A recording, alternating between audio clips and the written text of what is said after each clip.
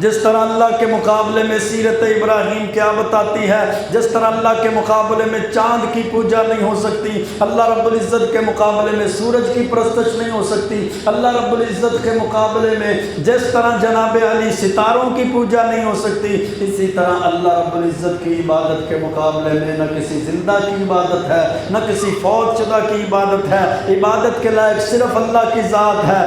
عبادت اور ساری دنیا کو پیدا کرنے والا جب اللہ اکیلا ہے تو پھر عبادت بھی اللہ کی ہے، خالق بھی اللہ ہے، مالک بھی اللہ ہے، رازق بھی اللہ ہے، جناب زمین و آسمان کا نظام چلانے والا بھی اللہ ہے، بیٹے اور بیٹیاں دینے پہ قادر بھی اللہ ہے، مقدمات سے بری کرنے والا بھی اللہ ہے، تکالیف اور پریشانیوں اور بیماریوں کو دور کرنے والا بھی اللہ ہے۔ لا احب الافلین، جن کو خود زوال آ جائے، جو خود غروب ہو جائیں، وہ لوگوں کے داتا، لوگوں کے مشکل کشا، لوگوں کے حاجت روا نہیں ہوتے۔ حاجت روا، داتا، مشکل کشا کی ذات صرف وہی ہے جس کو کبھی زوال نہیں ہوتا۔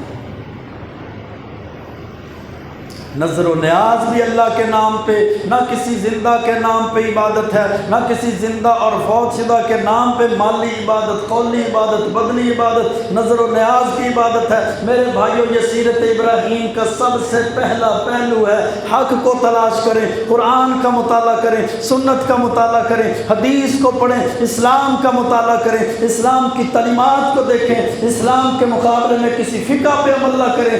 سنت اور حدیث کے مقابلے میں کسی مفتی کے فتوے پر عمل نہ کریں۔ مسلمان کے لیے صرف یہی دو چیزیں ہیں، اطیعوا اللہ و اطیعوا الرسول، کہ وہ ہر معاملے میں یا تو اللہ کی بات کو دیکھتا ہے، یا اللہ کے رسول صلی اللہ علیہ وسلم کی بات کو دیکھتا ہے، یا اس کے سامنے اللہ کا قرآن ہوتا ہے، یا اس کے سامنے اللہ کے پیارے پیغمبر علیہ الصلوۃ والسلام کا فرمان ہوتا ہے۔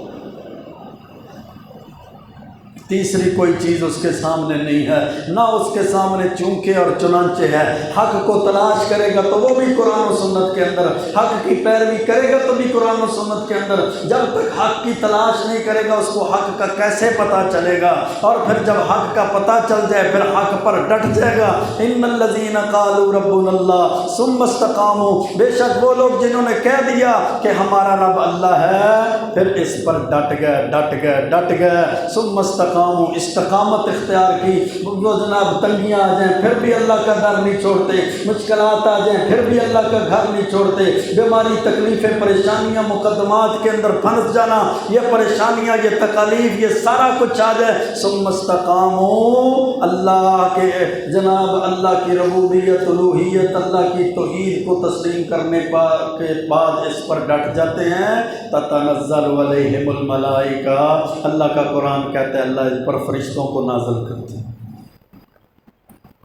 لیکن ہمارے عقیدوں کی کمزوری، ہمارے اعمال کی کمزوری، ہمارے معاشرے کے ماحول کی کمزوری، ہمارے اوپر ذرا سی تکلیف آتی ہے فلاں کے در پہ چلے جاتے ہیں، ذرا سی پریشانی آتی ہے جی فلاں کے مزار پہ چلے جائیں، ذرا سی تکلیف آئی جی فلاں بزرگ کو مان لیں، اللہ کا در ہم چھوڑ دیتے ہیں، اللہ کا گھر ہم چھوڑ دیتے ہیں، اللہ کی عبادت سے ہم اعراض کر لیتے ہیں، اللہ کے آگے رکوع سجدہ کرنے سے اعراض